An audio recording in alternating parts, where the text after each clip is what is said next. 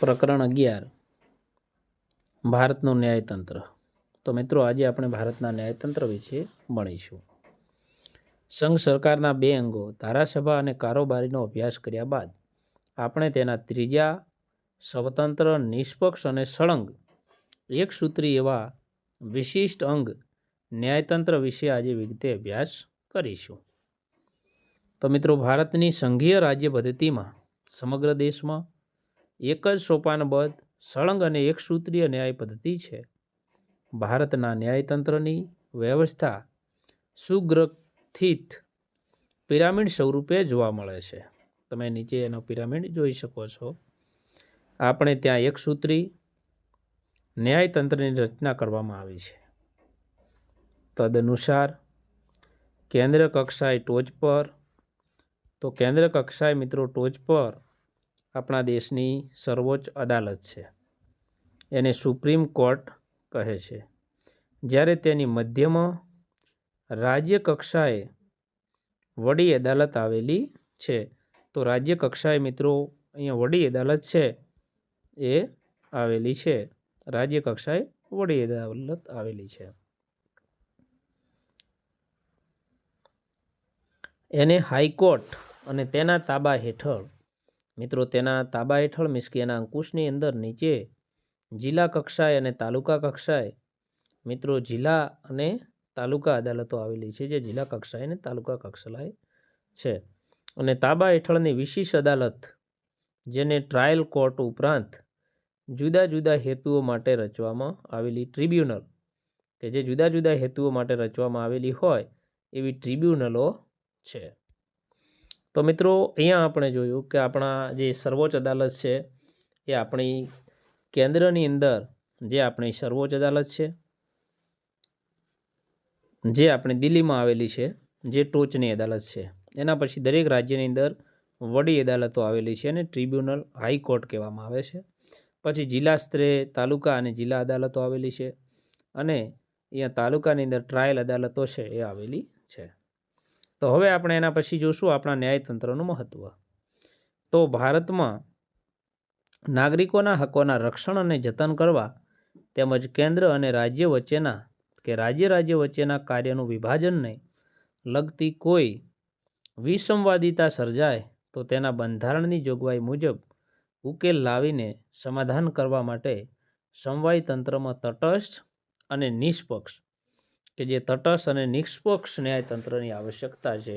તો ન્યાયતંત્ર કેવું હોવું જોઈએ? દરેક પક્ષ એના માટે સમાન હોય, એટલે એ તટસ્થ અને નિષ્પક્ષ, કોઈ બધા તમામ પક્ષો એના માટે સમાન હોય એવું નિષ્પક્ષ, પક્ષપાત રહિત ન્યાયતંત્રની આવશ્યકતા એટલે જરૂરિયાત છે। બંધારણની સર્વોપરિતાને અસર ન થાય તેથી કોઈ કાયદાની કલમ કે જોગવાઈઓ બંધારણીય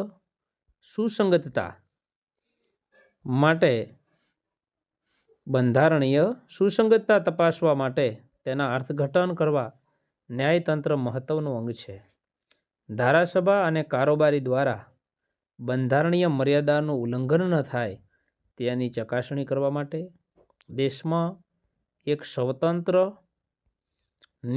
તટસ્થ અને નિષ્પક્ષ અને નિર્ભીક જે ન્યાયતંત્ર છે, આપણા દેશની અંદર ન્યાયતંત્ર કેવું છે? તો આપણું ન્યાયતંત્ર છે એ સ્વતંત્ર, તટસ્થ, નિષ્પક્ષ અને નિર્ભીક ન્યાયતંત્ર એ લોકશાહીની આધારશિલા છે। ન્યાયિક પ્રક્રિયામાં ક્ષતિ કે વિલંબ ન થાય, કોઈ પણ ભૂલ ન થાય અને વિલંબ ન થાય, અને નાગરિકોને ઝડપી અને સસ્તો અને સમાન દરેકને ન્યાય મળી રહે તો જ બંધારણનો હેતુ સરે છે। કારોબારી અને સજાગ ધારાસભા હોય ત્યાં ન્યાયતંત્ર છે એ સક્રિય રહે છે, કે જે જગ્યાએ કારોબારીને સજાગ ધારાસભા હોય છે ત્યાં ન્યાયતંત્ર હંમેશા સક્રિય રહે છે। એ હંમેશા જરૂરી છે, પરંતુ કેટલી વખત કારોબારી અને વહીવટી કારોબારીની નિષ્ક્રિયતા અને બેજવાબદારાપણાને કારણે તથા ધારાસભાની આપખુદશાહીના પરિણામે જાગૃત, નીડર, સ્વતંત્ર, નિષ્પક્ષ એવા ન્યાયતંત્રે ન્યાયિક સક્રિયતા દર્શાવે છે અને ન્યાયતંત્ર છે એ ન્યાયિક રીતે સક્રિયતા દર્શાવે છે. એના પછી મિત્રો આપણે આગળ જોઈશું સર્વોચ્ચ અદાલત જે સુપ્રીમ કોર્ટ છે, એ આપણે જે સુપ્રીમ કોર્ટ છે મિત્રો દિલ્હીમાં આવેલી છે અને આપણા દેશની સર્વોચ્ચ એ અદાલત છે. તો એના વિશે આપણે જોઈશું. તો મિત્રો દેશના ન્યાયતંત્રમાં તેના સૌથી ટોચના સ્થાને સર્વોચ્ચ અદાલત છે. તો આપણા દેશનું જે ન્યાયતંત્ર છે એના ટોચના સ્થાને કઈ અદાલત છે? તો મિત્રો ટોચના સ્થાને સર્વોચ્ચ અદાલત છે. ભારતીય બંધારણ મુજબ તે દેશની સર્વોચ્ચ ન્યાયિક સંસ્થા છે અને આપણા દેશમાં ન્યાય આપવા વાળી એ સર્વોચ્ચ સંસ્થા છે. તેની બેઠક નવી દિલ્હીમાં છે અને તે ક્યાં આવેલી છે મિત્રો? તો એ આપણી નવી દિલ્હીમાં આવેલી છે. તો એ જે છે એ સર્વોચ્ચ અદાલત ક્યાં આવેલી છે? તો સર્વોચ્ચ અદાલત છે એ નવી દિલ્હીમાં છે. ભારતમાં આવેલી તમામ દીવાની અને ફોજદારી કોર્ટો એ સર્વોચ્ચ અદાલતના તાબા હેઠળ છે. તો આપણા ભારતમાં આવેલી તમામ દીવાની અને ફોજદારી, દીવાની છે એટલે આપણે જે માલ મિલકતના કેસો છે અને ફોજદારી છે એ મારકૂટના કેસો જે છે, ઝઘડાઓના, લડાઈના, એ તમામ કોર્ટો છે એ કોના તાબા હેઠળ છે મિત્રો? તો એ સર્વોચ્ચ અદાલત છે એના તાબા હેઠળ છે. એના તાબા હેઠળ મીન્સ કે એના અંકુશમાં છે. તેની સહાયમાં કામ કરવાનું હોય છે અને મદદમાં સહાયમાં કામ કરવાનું હોય છે. સર્વોચ્ચ અદાલતમાં એક મુખ્ય ન્યાયમૂર્તિ ઉપરાંત 28 ન્યાયાધીશોની સંખ્યાની જોગવાઈ છે. તો મિત્રો આ જે સર્વોચ્ચ અદાલત છે એની અંદર એક મુખ્ય ન્યાયમૂર્તિ હોય છે. એની અંદર મુખ્ય ન્યાયમૂર્તિ હોય છે અને મિત્રો એમને કામમાં મદદ કરવા માટે બાકીના 28 ન્યાયાધીશો હોય છે. એના સિવાય કેટલા ન્યાયાધીશો હોય છે? તો 28 ન્યાયાધીશોની સંખ્યાની જોગવાઈ કરી છે. રાષ્ટ્રપતિ સર્વોચ્ચ અદાલતના ન્યાયાધીશોની નિમણૂક કરે છે. તો મિત્રો અહીંયા સર્વોચ્ચ અદાલતના ન્યાયાધીશોની નિમણૂક કોણ કરે છે? તો મિત્રો અહીંયા જે રાષ્ટ્રપતિ છે એ સર્વોચ્ચ અદાલતના ન્યાયાધીશોની નિમણૂક કરે છે. સર્વોચ્ચ અદાલતોના ન્યાયાધીશોની સંખ્યામાં સંસદ ફેરફાર કરે છે. તો સર્વોચ્ચ અદાલતના ન્યાયાધીશો છે એ કેટલા રાખવા, એની સંખ્યામાં વધારો ઘટાડો કરવો, તો એની અંદર કોણ ફેરફાર કરે છે મિત્રો?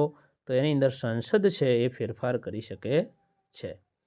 પરંતુ જો રાષ્ટ્રપતિને એમ લાગે કે સર્વોચ્ચ અદાલતમાં ન્યાયિક કાર્યવાહીનો બોજો વધી ગયો છે, કે કેસો વધી ગયા છે, કાર્ય છે વધુ થાય છે, તેઓ બંધારણીય સત્તા મુજબ એડહોક ન્યાયાધીશોની નિમણૂક પણ કરી શકે છે.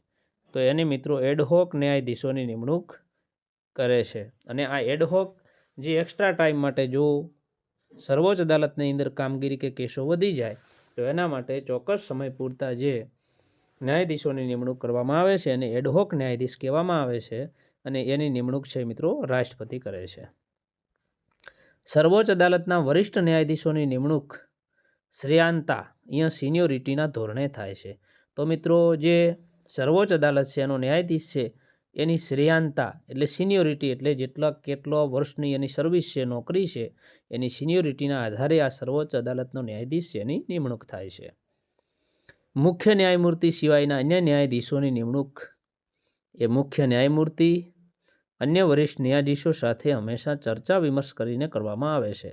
અને જે મુખ્ય ન્યાયમૂર્તિ છે એના સિવાયના જે 28 ન્યાયાધીશો છે એની નિમણૂક છે એ ન્યાયમૂર્તિ એના સિવાયના અન્ય વરિષ્ઠ જે ન્યાયમૂર્તિ છે અને અન્ય વરિષ્ઠ ન્યાયાધીશો સાથે હંમેશા ચર્ચા વિમર્શ કરી અને એમને બાકીના ન્યાયાધીશો છે એમની નિમણૂક કરવામાં આવે છે. તો મિત્રો એના પછી આપણે જોઈશું કે આ અદાલત જે છે એની અંદર આપણે એમના કાર્યો, એમની લાયકાતો જોશું કે ભાઈ સર્વોચ્ચ અદાલત છે એના માટે જેની નિમણૂક કરવામાં આવે છે એ લાયકાત એમની શું હોય છે.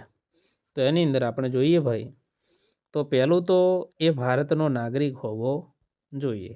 પહેલું તો એ ભારતનો નાગરિક હોવો જોઈએ કે તે આપણા ભારતનો વતની હોવો જોઈએ.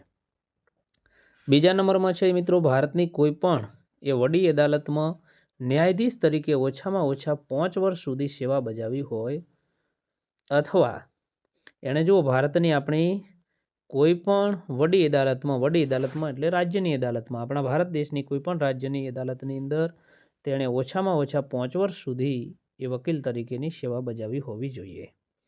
અથવા એના પછી મિત્રો કોઈ પણ વડી અદાલતમાં ઓછામાં ઓછા 10 વર્ષ સુધી એણે વકીલ તરીકેનો અનુભવ ધરાવતી હોવી જોઈએ. જો એને વડી અદાલતની અંદર ન્યાયાધીશ 5 વર્ષની અનુભવ ન હોય તો કોઈ પણ વડી અદાલત છે એની અંદર 10 વર્ષ સુધીનો વકીલાતનો અનુભવ હોવો જોઈએ. અને એના પછી ચોથું છે મિત્રો કે રાષ્ટ્રપતિના મત મુજબ તે નામાંકિત ન્યાયવિદ કે પ્રસિદ્ધ કાયદાશાસ્ત્રી હોવો જોઈએ. તે ન્યાયવિદ અથવા પ્રસિદ્ધ કાયદાશાસ્ત્રી એટલે કાયદાને જાણકાર હોવો જોઈએ. અને એના પછી મિત્રો પાંચમો એની લાયકાત છે કે તે વ્યક્તિ 65 વર્ષ કે તે કરતાં વધુ ઉંમર ધરાવતી ન હોવી જોઈએ. કારણ કે મિત્રો સર્વોચ્ચ અદાલતનો જે ન્યાયાધીશ છે એ 65 વર્ષે રિટાયર્ડ થતો હોય છે. એની ઉંમર છે 65 વર્ષ, એટલે એના કરતાં વધુ ન હોવી જોઈએ. તો આ આપણે સર્વોચ્ચ અદાલતના ન્યાયાધીશ બનવા માટેની લાયકાતો જોઈ. એના પછી આગળ જોઈએ.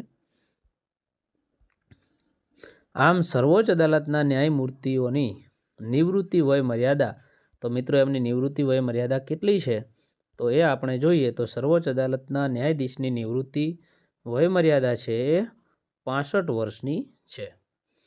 ત્યાં સુધી તે હોદ્દા પર રહી શકે છે. એની મિત્રો હવે આપણે સમયાવધિ જોઈશું. એમના સમય કેટલા સમય સુધી એ હોદ્દા પર રહી શકે છે. તો સર્વોચ્ચ અદાલતના ન્યાયાધીશની નિવૃત્તિ છે એ 65 વર્ષ નિર્ધારિત કરવામાં આવી છે. તો એ પણ કેટલી છે મિત્રો? 65 વર્ષ નિર્ધારિત એટલે નક્કી કરવામાં આવી છે. જો કે સંસદ તેમાં કાયદો ઘડીને ફેરફાર કરી શકે છે. એની અંદર જો ફેરફાર કરવો હોય તો એની સત્તા ફેરફાર કરવાની કોની સત્તા છે મિત્રો? તો એના અંદર જે સર્વોચ્ચ અદાલતનો ન્યાયાધીશ છે એની અંદર એની જે હોદ્દો છે એની અંદર સંસદ કાયદો ઘડી અને પોતાની જે વય મર્યાદા છે એમાં ફેરફાર કરી શકે છે. એની સત્તા સંસદ પાસે છે. નિવૃત્તિ બાદ તેઓ ભારતની કોઈપણ અદાલતમાં વકીલાત કરી શકતા નથી. અને મિત્રો નિવૃત્તિ બાદ જ્યારે સર્વોચ્ચ અદાલતનો ન્યાયાધીશ નિવૃત્ત થાય છે તો એના પછી એ ભારતની કોઈ પણ અદાલતમાં વકીલાત કરી શકતા નથી. પરંતુ અસાધારણ સંજોગોમાં કે પ્રસંગોપાત તપાસ માટે નિમાયેલી તપાસ પંચની કામગીરી તેઓ કરી શકે છે. તો એ કઈ કામગીરી કરે છે મિત્રો? તપાસ માટે નિમાયેલ તપાસ પંચની કામગીરી. સરકાર દ્વારા કોઈ તપાસ કામગીરી નીમવામાં આવી હોય તો એ તપાસ કામગીરીની અંદર એ તપાસ પંચની અંદર કામગીરી કરી શકે છે. તેઓ નિવૃત્તિ મુદત પહેલાં પોતાની ફરજો અદા કરવામાં અશક્તિમાન હોય તો સ્વેચ્છાએ રાજીનામું આપી શકે છે. કે મિત્રો 65 વર્ષે પોતે નિવૃત્ત થાય છે પરંતુ પોતાને એવું લાગે કે પોતાનું શરીર છે એ અશક્ત બને છે અને એના કારણે પોતે જો અશક્તિમાન હોય, કાર્ય કરવામાં અશક્તિમાન હોય તો પોતાની સ્વેચ્છાએ લેખિતમાં રાજીનામું રાષ્ટ્રપતિને આપી શકે છે. અને આ સર્વોચ્ચ અદાલત છે એના ન્યાયાધીશ છે એ અશક્તિમાન હોય તો પોતાની સ્વેચ્છાએ રાજીનામું કોને આપશે? તો મિત્રો એ રાષ્ટ્રપતિને પોતાની મરજીથી આપી શકે છે. ફરજમાંથી મુક્ત થઈ શકે છે પરંતુ પોતાની અયોગ્યતા સાબિત થવાથી, ગેરવર્તણૂક કે બિનકાર્યક્ષમતાને કારણે પદ પરથી દૂર કરવાના સંજોગોમાં તેમજ બંધારણીય મર્યાદાઓના ભંગ કરવાના કારણોસર કે ગંભીર ગેરરીતિ કે ભ્રષ્ટાચાર આચરવાના આક્ષેપોસર તેમની સામે સંસદમાં એમને જો દૂર કરવા માટે સંસદની અંદર મહાભિયોગની પ્રક્રિયા દ્વારા પોતે જે આ ગેરરીતિઓ કરી હશે ઉપર મુજબની, તો એ ગેરરીતિઓના કારણે સંસદની અંદર એમના વિરુદ્ધની અંદર મહાભિયોગની કાર્યવાહી કરવામાં આવશે અને એના કારણે એમને હોદ્દા પરથી રદ કરવામાં આવે છે. ન્યાયાધીશને હોદ્દા પરથી બરતરફ કરવું, મીન્સ કે હોદ્દા પરથી બરતરફ કરવામાં આવે છે. તે માટેની કાર્યવાહી આ પ્રમાણે છે. સંસદના દરેક ગૃહે તે ગૃહની કુલ સભ્ય સંખ્યાની બહુમતીના અને એ ગૃહની કુલ સભ્ય સંખ્યા છે એની બહુમતીના તથા તે ગૃહમાં હાજર રહીને મત આપનાર ઓછામાં ઓછા એ 2/3 સભ્યોની બહુમતી ને ટેકાવાળી નિવેદનને રાષ્ટ્રપતિ સમક્ષ જે તે સત્રમાં રજૂ કરાયેલ હોય તે પરથી રાષ્ટ્રપતિના હુકમના આધારે એમને હોદ્દા પરથી દૂર કરી શકાય છે. સંસદ ન્યાયાધીશના ગેરવર્તન અંગેનું નિવેદન રજૂ કરવા માટેની અને તપાસની કાર્યવાહી તેમજ સાબિતી માટેની કાર્યવાહીનું નિયમન કરશે.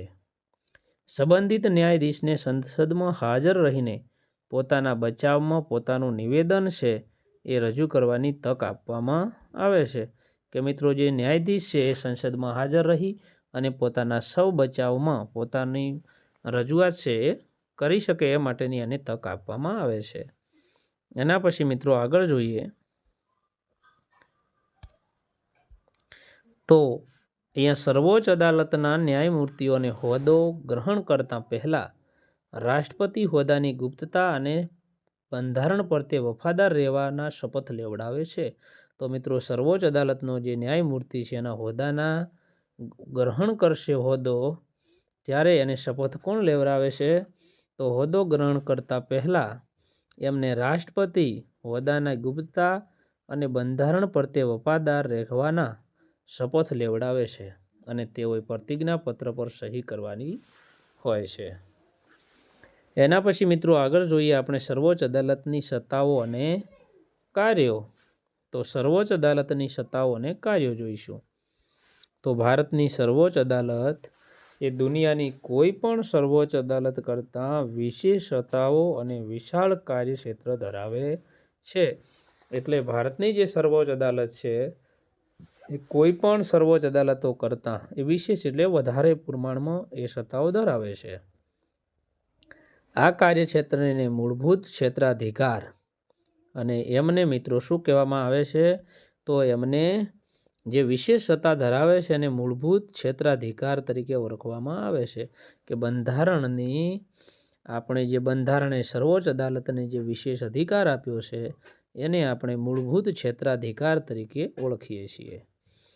વિવાદ ક્ષેત્રાધિકાર, સલાહકારી ક્ષેત્રાધિકાર અને એને મિત્રો આપણે મૂળભૂત ક્ષેત્રાધિકાર, વિવાદ ક્ષેત્રાધિકાર અને સલાહકારી ક્ષેત્રાધિકાર એમ ત્રણ પ્રકારમાં વહેંચી શકાય કે જે આપણા બંધારણે સર્વોચ્ચ અદાલતને જે વિશેષ અધિકારો આપ્યા છે એને મિત્રો મૂળભૂત ક્ષેત્રાધિકાર, વિવાદ ક્ષેત્રાધિકાર કે સલાહકારી ક્ષેત્રાધિકાર તરીકે ઓળખી શકાય. તો એની અંદરથી આપણો પહેલો મિત્રો મૂળભૂત ક્ષેત્રાધિકાર છે એના વિશે આપણે જોઈશું. તો અહીંયા આપણો મૂળભૂત ક્ષેત્રાધિકાર, તો જ્યારે અદાલતને સૌપ્રથમ જ તકરાર સાંભળીને નિર્ણય આપવાની સત્તા હોય તેને મૂળ અધિકાર ક્ષેત્ર એને મૌલિક હુકુમત કહેવાય છે અને કેસનો નિર્ણય કરવાની સત્તા જે અન્ય કોઈ અદાલતોને નથી તે સર્વોચ્ચ અદાલતને છે. તો મિત્રો અહીંયા જે કેસનો નિર્ણય આપવાની સત્તા છે, તકરાર સાંભળીને નિર્ણય આપવાની જે એની સત્તા છે એ મૂળ અધિકાર છે એ કોઈ અદાલતોને નથી. તકરાર સાંભળીને નિર્ણય આપવાની સત્તા હોય તેને મૂળ અધિકાર ક્ષેત્ર કહેવામાં આવે છે અને તેની પાસે જે છે એ કોઈ અદાલતો પાસે નથી. નિર્ણય સાંભળીને જે અધિકાર આપવાની એની પાસે સત્તા છે એ બીજા કોઈ અદાલતોની પાસે નથી, એને સર્વોચ્ચ અદાલતને છે. આ અધિકાર ક્ષેત્રમાં નીચેના પક્ષકારો હોવા જોઈએ જેમનું વિવાદનું નિરાકરણ કરવાની સત્તા ધરાવે છે: સંઘ સરકાર અને એક કે તેથી વધુ રાજ્યો વચ્ચેના ઝઘડા. મિત્રો સંઘ સરકાર એટલે કેન્દ્ર સરકાર અને એક કે તેથી વધુ રાજ્યો વચ્ચેના ઝઘડા કે વિવાદનું નિવારણ કરવાની સત્તા ધરાવે છે. તો એ ઝઘડાઓ વચ્ચેનું જે વિવાદ છે એની સત્તા ધરાવે છે. બીજા નંબરની અંદર એક તરફ ભારત સરકાર અને એક કે તેથી વધુ રાજ્યો, બીજી તરફ એક કે તેથી વધુ અન્ય રાજ્યો વચ્ચેના મતભેદો કે તકરારો કે સંઘર્ષોનો ઉકેલ લાવવાની સત્તા ધરાવે છે.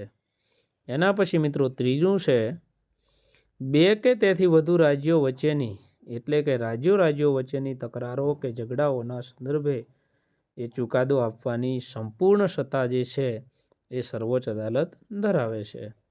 એના પછી મિત્રો ચોથું છે એ સર્વોચ્ચ અદાલતને સંઘ સરકારના કોઈપણ કાયદાના કે બંધારણીય કાયદેસરતાને લગતા તમામ પ્રશ્નો અંગેના ચુકાદા આપવાનો અધિકાર છે.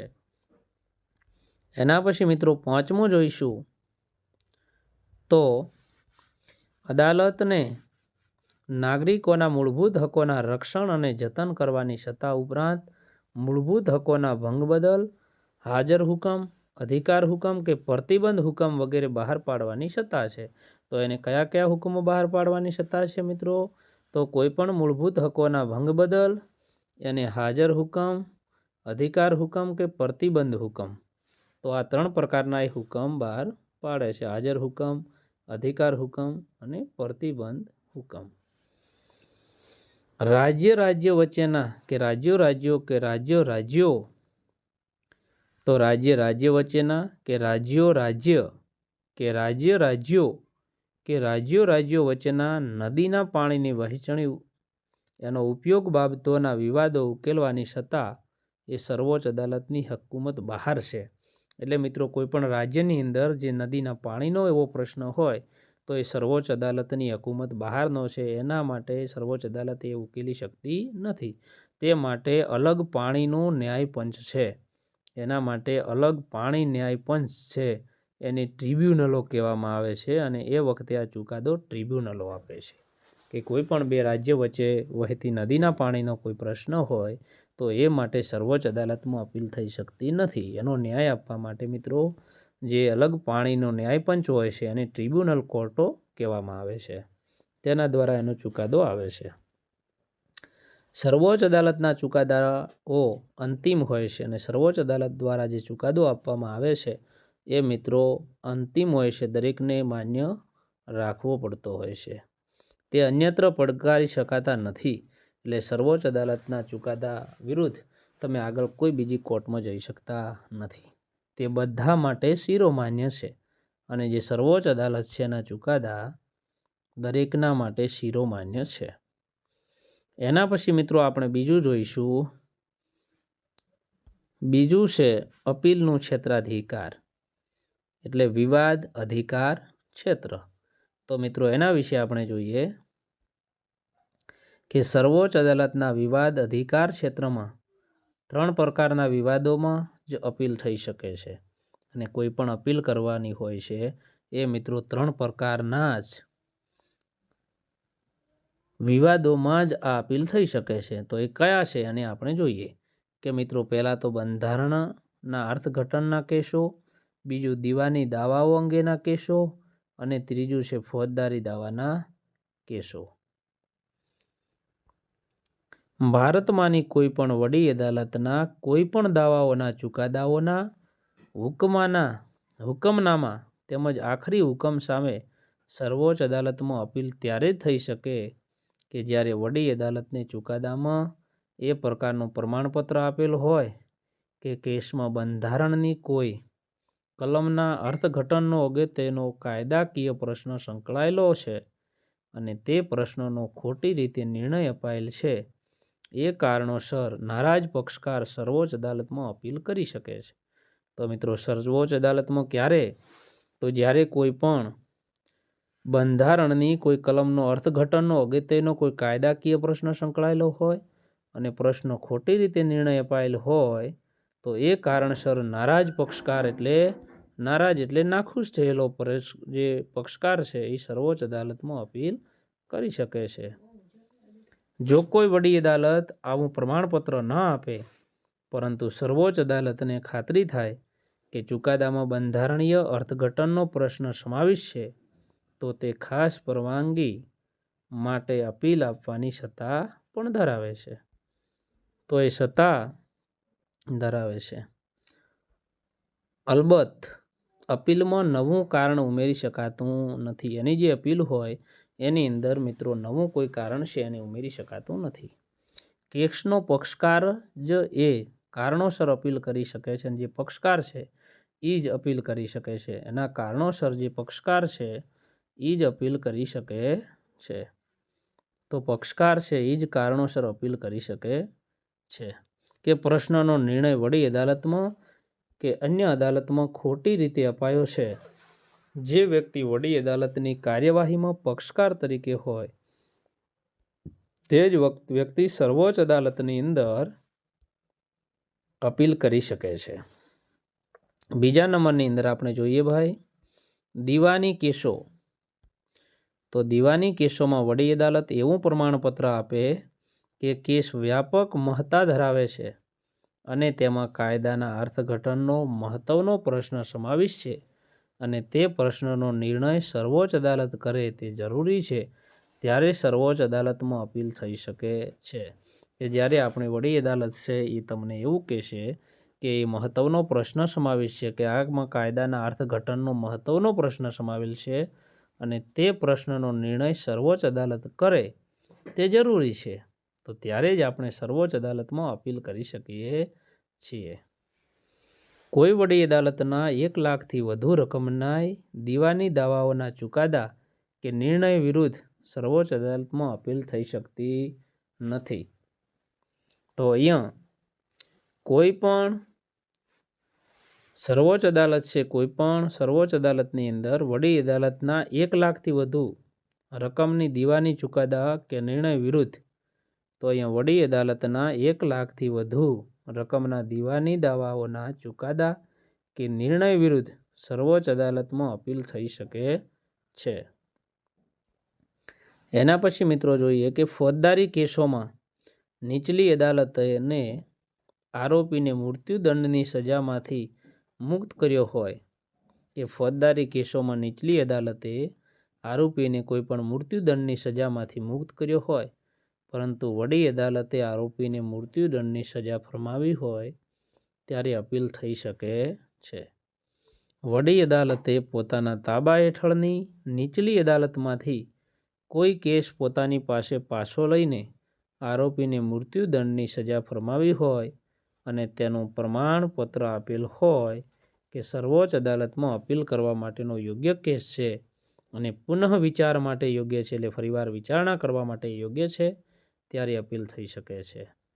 સર્વોચ્ચ અદાલત પોતાના આપેલ ચુકાદાઓનું પોતે જ પુનરાવલોકન એટલે પુનઃ સમીક્ષા કરી શકે છે.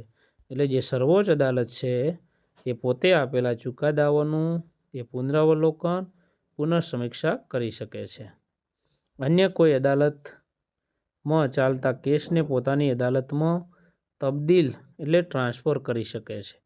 બીજી અદાલતોમાં જે ચાલતા કેસ છે અને સર્વોચ્ચ અદાલત છે પોતાની અંદર ટ્રાન્સફર એટલે તબદીલ કરી શકે છે. સંસદ કાયદા ઘડીને આ અદાલતની સત્તા અધિકારમાં વધારો કરી શકે છે અને સંસદ છે એ કાયદાઓ દ્વારા આની સત્તાઓમાં વધારો કરી શકે છે. તો હવે મિત્રો આપણે એના પછીનું ત્રીજું જોઈએ, સલાહ ક્ષેત્રાધિકાર. તો આપણે જોઈએ કે સલાહ ક્ષેત્રાધિકાર છે એની અંદર આપણે જોઈશું કે જો રાષ્ટ્રપતિને અમુક ચોક્કસ બાબતો કે પ્રશ્નો, જેમ કે અગત્યનો કાયદાકીય પ્રશ્ન અથવા જાહેર હિતને સ્પર્શતો કોઈ મુદ્દો હોય, તેમાં સર્વોચ્ચ અદાલતનો અભિપ્રાય લેવાનો યોગ્ય લાગે, તો તે પ્રશ્ન રાષ્ટ્રપતિ સર્વોચ્ચ અદાલતને વિચારણા માટે મોકલી શકે છે. અને જે રાષ્ટ્રપતિ છે એ સર્વોચ્ચ અદાલતને વિચારણા માટે એ પ્રશ્ન મોકલી શકે છે. આ જોગવાઈ હેઠળ કાયદાનો પ્રશ્ન, હકીકતનો કોઈ પ્રશ્ન, બંધારણીય અર્થઘટનનો કોઈ પ્રશ્ન, કોઈ ખરડાની કાયદેસરતાને લગતા પ્રશ્નો પર રાષ્ટ્રપતિ સર્વોચ્ચ અદાલતની સલાહ મેળવી શકે છે. પરંતુ જો સર્વોચ્ચ અદાલતને વિચારણા હેઠળ મોકલેલ પ્રશ્ન પર વિચારણા કે અભિપ્રાય આપવાનું યોગ્ય ન જણાય, તો સર્વોચ્ચ અદાલતના તે રાષ્ટ્રપતિને પરત મોકલી શકે છે. સર્વોચ્ચ અદાલત છે એને મોકલેલો જે પ્રશ્ન છે એના ઉપર કોઈ ચર્ચા કરવાનું ન યોગ્ય લાગે તો એ રાષ્ટ્રપતિને પરત મોકલી શકે છે. અને જો અભિપ્રાય કે સલાહ આપે તો તે સલાહ કે અભિપ્રાય રાષ્ટ્રપતિ માનવા માટે બંધન કરતા નથી. અને જે સર્વોચ્ચ અદાલત દ્વારા એને જે અભિપ્રાય આપવામાં આવે છે એ અભિપ્રાય જો રાષ્ટ્રપતિને યોગ્ય લાગશે તો જ એ માનશે, એના માટે અભિપ્રાય માનવા માટે બંધાયેલા નથી. એના પછી મિત્રો આપણે અન્ય સત્તાઓ જોઈએ તો સર્વોચ્ચ અદાલતને અગાઉ આપેલ પોતાના નિર્ણય કે ચુકાદાની પુનઃ સમીક્ષા કરવાની સત્તા છે. સર્વોચ્ચ અદાલત અદાલતી તિરસ્કાર માટે સજા ફરમાવી શકે છે અને સર્વોચ્ચ અદાલત છે એ અદાલતી તિરસ્કાર માટે સજા ફરમાવી શકે છે. રાષ્ટ્રપતિ કે ઉપરાષ્ટ્રપતિની ચૂંટણી માટેની ચૂંટણી પંચની ચૂંટણી વિષયક વિવાદ ઉકેલવાની સત્તા છે. નાગરિકોના મૂળભૂત હકોના રક્ષણ કરવા સંબંધમાં કારોબારીના કોઈ પગલાંને, કાયદાને, આદેશને કે હુકમને જે બંધારણ સાથે સુસંગત નથી તેના આધારે તે હુકમોને ગેરબંધારણીય અને રદબાતલ કરવાની પણ સત્તા ધરાવે છે. એ છતાં તેને બંધારણીય ઇલાજોના હકના રક્ષણ હેઠળ એ સત્તા છે એને બંધારણીય ઇલાજોના હકના રક્ષણ હેઠળ બંધારણમાં સર્વોચ્ચ અદાલતને આપવામાં આવી છે. આમ સર્વોચ્ચ અદાલત એ બંધારણના અને નાગરિકોના હકોના રક્ષણ વાલી તરીકેની ફરજો બતાવે છે. આમ જે બંધારણ સર્વોચ્ચ અદાલત છે બંધારણના નાગરિકોના હકોના રક્ષક વાલી તરીકેની ફરજો અદા કરે છે. એના પછી મિત્રો આગળ જોઈએ આપણે નજીરી કોર્ટ, જેને કોર્ટ ઓફ રેકોર્ડ્સ કહેવામાં આવે છે. એના વિશે આપણે જોઈશું. તો નજીરી અદાલત છે, નજીરી અદાલત એટલે એવી અદાલત કે જેનું રેકોર્ડ પુરાવાકીય મૂલ્ય ધરાવે છે. તો અહીંયા મિત્રો નજીરી અદાલત એટલે શું? તો નજીરી અદાલત એટલે એવી અદાલત કે જેનું રેકોર્ડ પુરાવાકીય મૂલ્ય ધરાવે છે. તો જેનો મિત્રો રેકોર્ડ છે પુરાવાકીય મૂલ્ય ધરાવે છે, જ્યારે તે રજૂ કરાય ત્યારે તેની કાયદેસરતા સામે કોઈ વાંધો લઈ શકાતો નથી. સર્વોચ્ચ અદાલતના ચુકાદાઓ અથવા નિર્ણયો કાયમી દસ્તાવેજો ગણાય છે. અને મિત્રો સર્વોચ્ચ અદાલતના જે ચુકાદાઓ છે અથવા નિર્ણયો છે એ હંમેશા કાયમી દસ્તાવેજો ગણાય છે. અને તે સર્વને શિરોમાન્ય ગણાય છે. સર્વને શિરોમાન્ય એટલે દરેકને બંધન કરતા રહેશે. તેનો ઉપયોગ તાબાની અદાલતો અને તેનો ઉપયોગ તેની તાબાની અદાલતો એટલે મિત્રો એના અંકુશમાં જે નીચેની અદાલત છે એ તાબાની અદાલતોમાં નિર્ણય વખતે સંદર્ભ તરીકે લેવાય છે. તેના ધારાધોરણો તાબાની અદાલતો માટે બંધન કરતા છે. અને સર્વોચ્ચ અદાલતના જે ધારાધોરણો છે એ એના અંકુશની જે અદાલતો છે તાબાની, એ દરેકને બંધન કરતા રહેશે. એટલે દરેકને એનું માન્ય રાખવું પડશે. તેના પર તે અવગણના કે તિરસ્કાર બતાવનાર સજાને પાત્ર ઠરે છે. અને સર્વોચ્ચ અદાલતના જે નિર્ણયો છે તેના પરથી અવગણના કે તિરસ્કાર દર્શાવનાર જે વ્યક્તિ છે એ સજાને પાત્ર ઠરે છે. એના પછી મિત્રો આપણે વડી અદાલત જોઈએ. તો વડી અદાલતની અંદર એને આપણે હાઈકોર્ટ કહીએ છીએ. અને દરેક રાજ્યની અંદર આ હાઈકોર્ટો આવેલી છે. અમુક રાજ્યની અંદર સંયુક્ત હાઈકોર્ટો પણ છે. તો ભારતનો સળંગ સુગ્રથિત એક તંત્રી પિરામિડ આકારના ન્યાયતંત્રની વ્યવસ્થામાં વચલી કડીરૂપ મહત્વની રાજ્ય સ્તરે આવેલી અદાલત તે વડી અદાલતો છે, જે રાજ્યના વિસ્તારોમાં સર્વોપરી છે. અને આ અદાલતો છે એ મિત્રો વડી અદાલત છે એ રાજ્યના વિસ્તારોમાં સર્વોપરી છે. તો રાજ્યના વિસ્તારોમાં કઈ અદાલત સર્વોપરી છે? તો વડી અદાલત. પ્રત્યેક એકમ રાજ્યમાં એક વડી અદાલતની બંધારણમાં જોગવાઈ કરવામાં આવી છે. 2 અથવા વધુ રાજ્યો માટે એક સામાન્ય વડી અદાલત રચવાની સત્તા રાષ્ટ્રપતિને છે. તો મિત્રો એક સામાન્ય વડી અદાલત 2 અથવા વધુ રાજ્યોમાં એક વડી અદાલત રચવાની સત્તા કોને છે? તો એ રાષ્ટ્રપતિને છે. ભારતમાં આજે પણ પંજાબ, હરિયાણા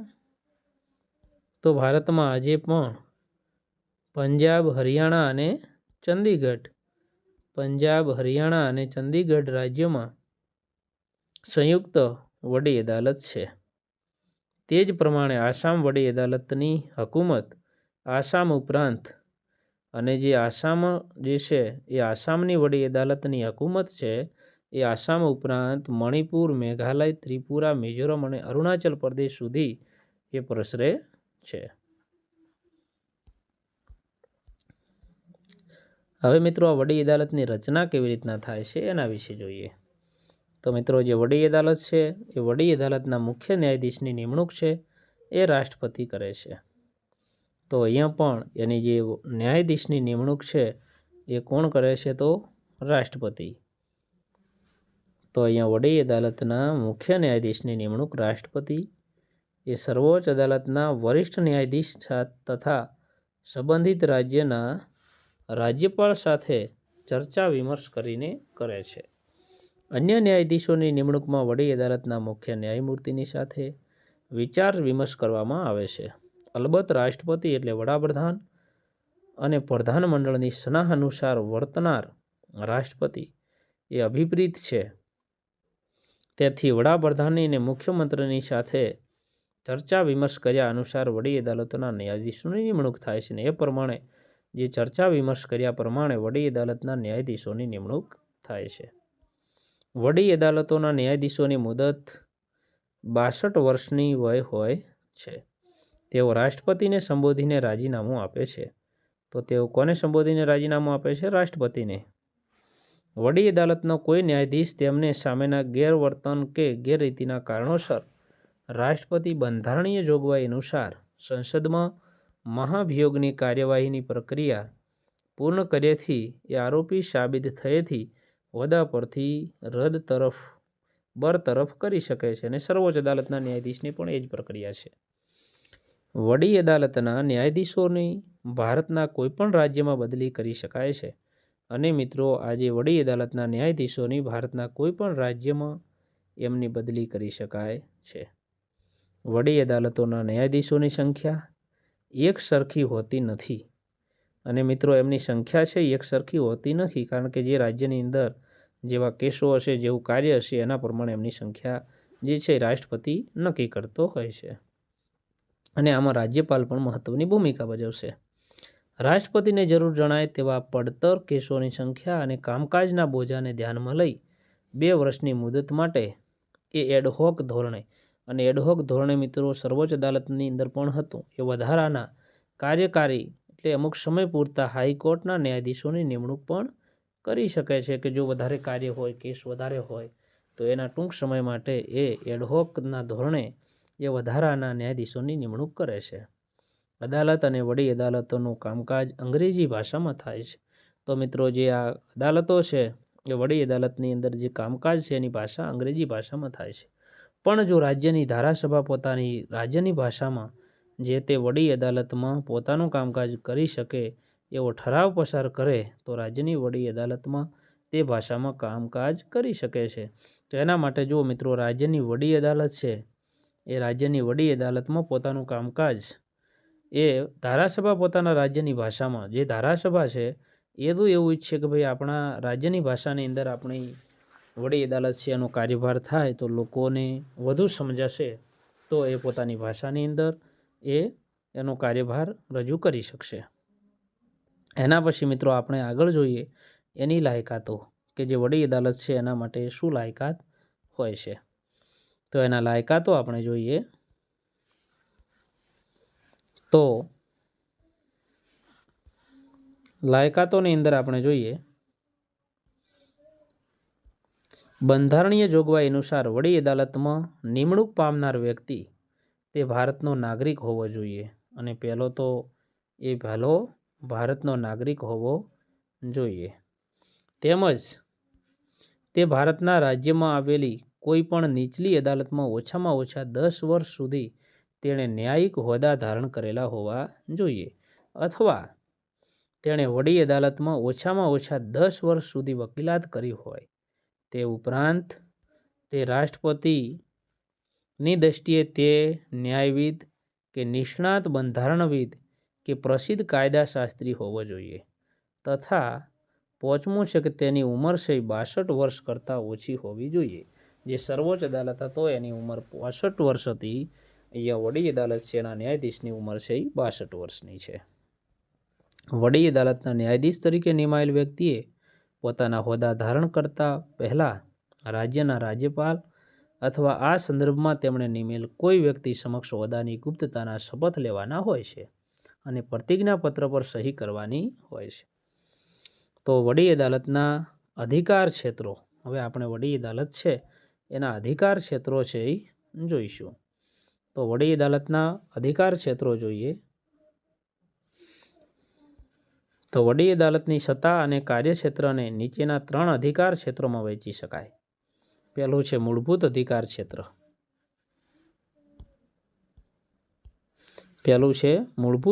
ક્ષેત્ર. તો વડી અદાલતોને નાગરિકોના મૂળભૂત હકોના ભંગ બદલ કોઈ વ્યક્તિ, સત્તામંડળ કે સરકાર સામે સંદેશો, હુકમ અથવા પરમાદેશ, બંદી, પ્રત્યક્ષીકરણ, હેબિયસ કોર્પસ જેવી આજ્ઞાપત્રો ફરમાવવાની તથા રીત કાઢવાની સત્તા છે.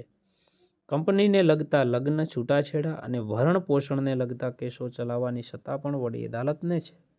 અદાલતની તિરસ્કારને લગતા, જમીન મહેસૂલ અને તેની ઉઘરાણીને લગતા, જમીન સંપાદન અને વળતર સંબંધિત દાવાઓના કેસો ચલાવવાની સત્તા વડી અદાલત ધરાવે છે. તમામ દીવાની અને ફોજદારી કેસોમાં નીચલી અદાલતોએ આપેલા ચુકાદાઓ સામેની રીટ અરજીઓ ચૂંટણીને પડકારતી, કાયદાને પડકારતી તેમજ પ્રવેશ પરીક્ષા સંબંધી જોગવાઈઓને પડકારતી પિટિશનો વડી અદાલતમાં થઈ શકે છે.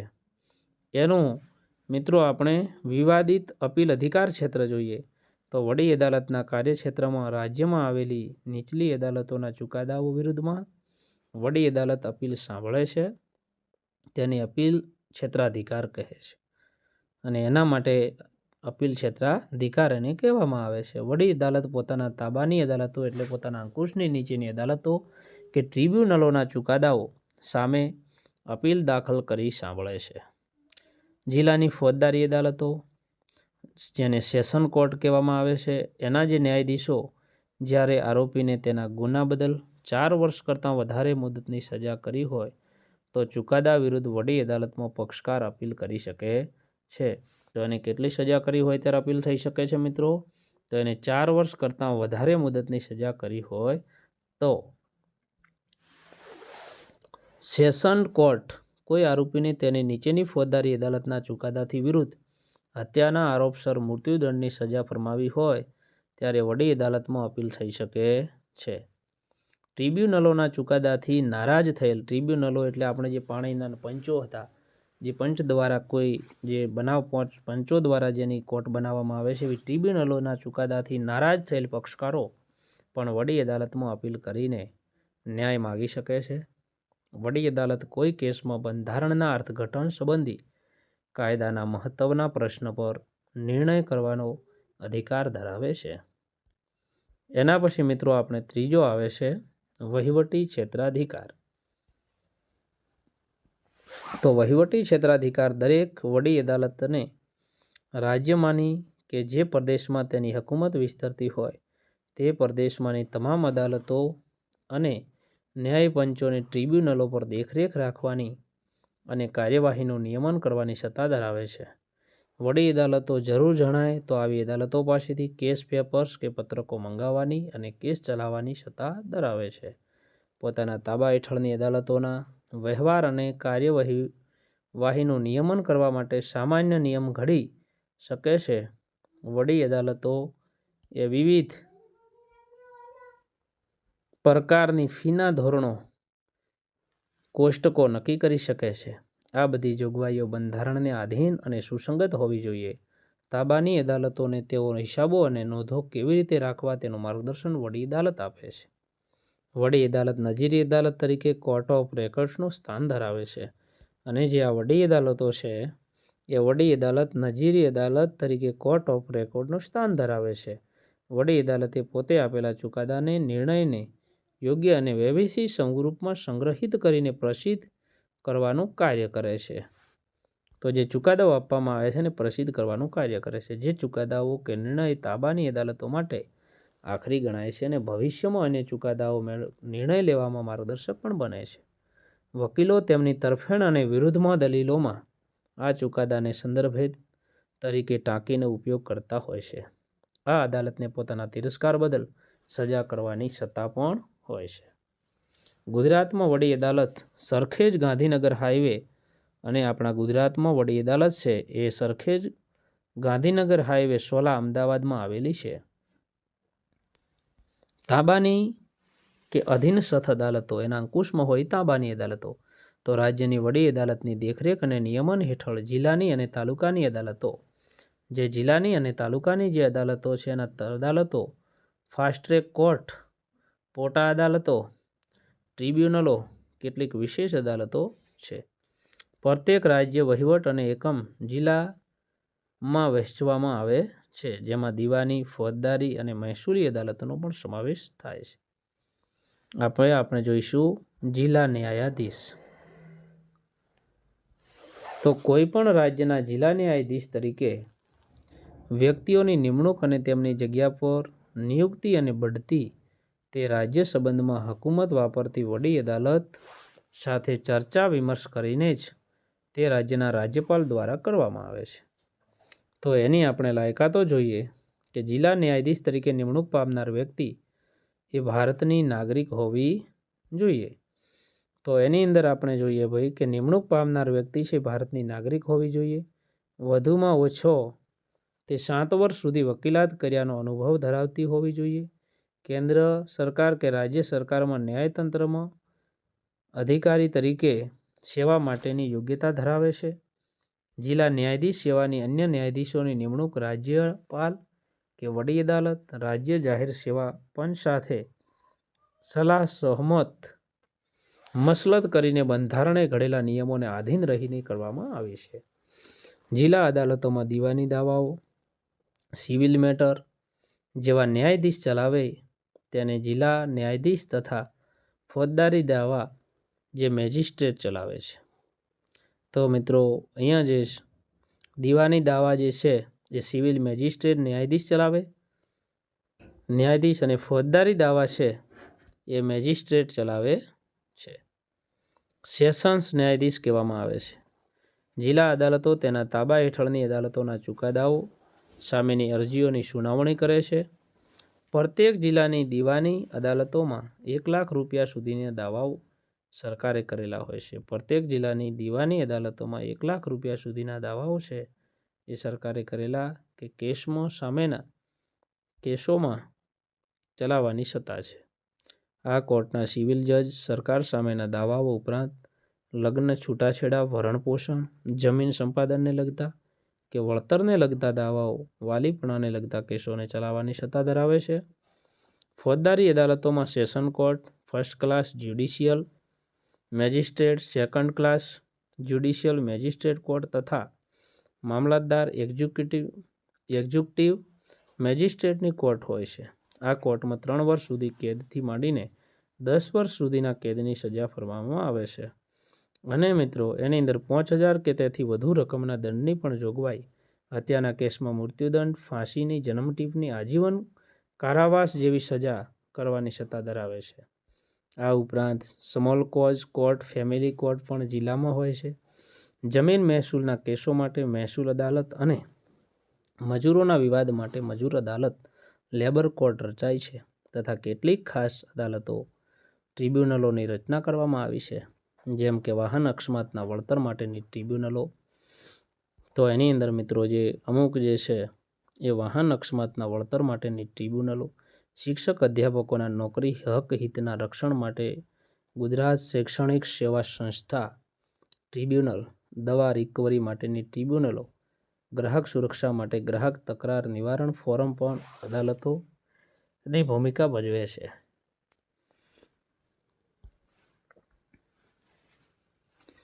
પક્ષકારોને થયેલ નુકસાન અંગેના દાવાઓનો નિકાલ કરીને વળતર આપવી ન્યાય કરે છે. આ ઉપરાંત ગુજરાત રાજ્યના પ્રત્યેક જિલ્લામાં કેટલાક કેસોના ઝડપી નિકાલ અને અરજદારના ઝડપી ન્યાય મળે તે હેતુસર કે જે અમુક જિલ્લાની અંદર કેસોના ઝડપી નિકાલ અને અરજદારને ઝડપી ન્યાય મળે તે હેતુસર ફાસ્ટ ટ્રેક કોર્ટની રચના કરવામાં આવી છે, એની વ્યવસ્થા થઈ છે. પોટાના કેસો ચલાવવા માટે મિત્રો જે પોટાના કેસો ચલાવવા માટે પોટા અદાલતો પણ ગુજરાતમાં રચવામાં આવી છે.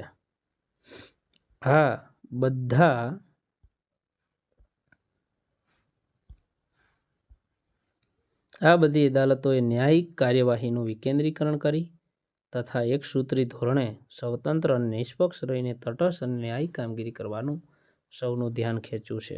લોકો જાગૃત બનીને તેનો લાભ ઉઠાવતા થયા છે. એના પછી મિત્રો આગળ જોઈએ આપણે લોક અદાલતો. તો ગરીબો અને સમાજના નબળા અને શોષિતોનો ઝડપી અને સસ્તો ન્યાય મળે તથા ન્યાયમાં થતો વિલંબ નિવારવા ગુજરાત રાજ્ય દ્વારા સૌપ્રથમવાર રાજ્યમાં લોક અદાલતોની રચના કરવામાં આવી છે. આ અદાલત અન્વય કાનૂની સેવા સત્તામંડળ અમદાવાદના ઉપક્રમ મફત કાનૂની સહાયને માર્ગદર્શન કેન્દ્ર તરીકે કાર્ય કરે છે. લોક અદાલત રજાના દિવસોમાં કે રવિવારે પણ પક્ષકારોની સંપત્તિથી સ્વૈચ્છિક ધોરણે જિલ્લા અને તાલુકા મથકે યોજવામાં આવે છે. લોક અદાલતોમાં મુખ્યત્વે મોટર વાહન અકસ્માત અને વળતરના, લગ્ન વિચ્છેદ, ભરણપોષણ, સામાન્ય લેણાની ખાનગી ફરિયાદો, પોલીસ ફરિયાદો વગેરે અંગેની હોય છે. લોક અદાલતોમાં વકીલો, સામાજિક કાર્યો, કેળવણીકારો, પ્રતિષ્ઠિત નાગરિકો, ઉદ્યોગપતિઓ, પોલીસ અધિકારીઓ, વીમા કંપનીના અધિકારીઓ, ન્યાયાધીશ અધિકારીઓ હોય છે. અહીં બંને પક્ષકારો વચ્ચે તેમને સંતોષ થાય તે રીતે કાયમી શાંતિ સુલેહ માટે સમાધાન થાય છે, જેમાં કોઈની હાર કે જીત હોતી નથી. લોક અદાલતોના નાણાંનો સમયનો બચાવ થાય છે. વર્ષોના અટવાયેલા કે વિલંબમાં પડેલા કેસો ઝડપી નિકાલ થાય છે. લોક અદાલતના ચુકાદાઓનો કાનૂની પીઠબળ પૂરું પાડવામાં આવ્યું છે.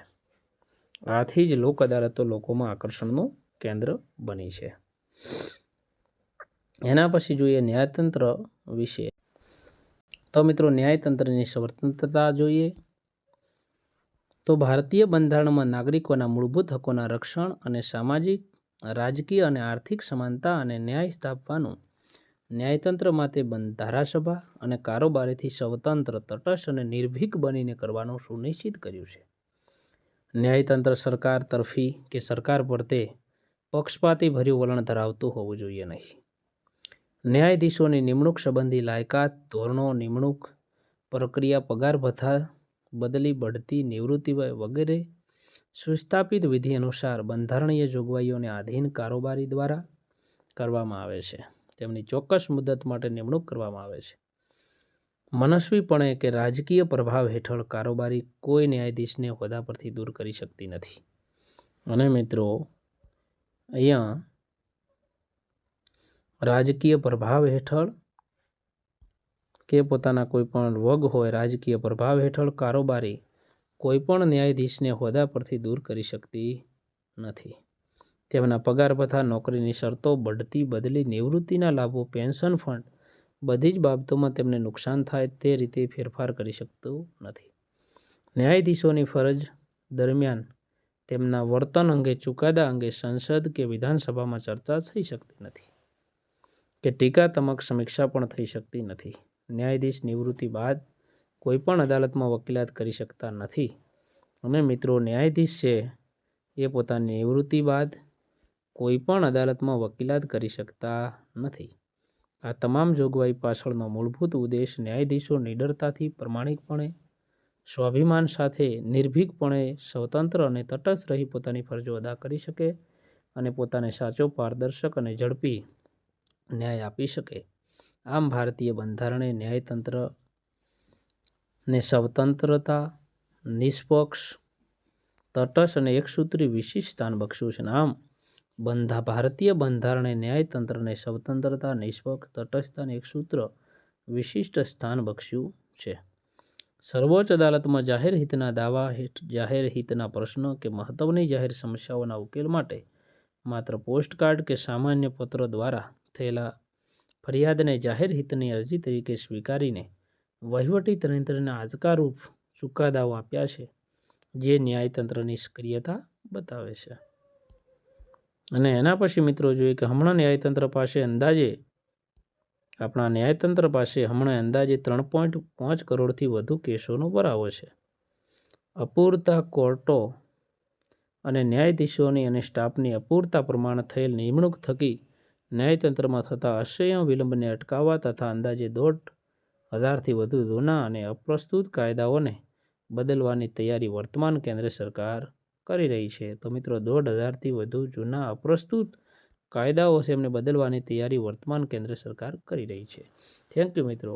જો આપનો આ વિડીયો ગમ્યો હોય તો આપણી આ સહિયારી યુટ્યુબ ચેનલને લાઇક કરશો, શેર કરશો અને સબસ્ક્રાઈબ કરશો. થેન્ક યુ મિત્રો. ફરી મળીશું નવા વિડીયો સાથે. Thank you.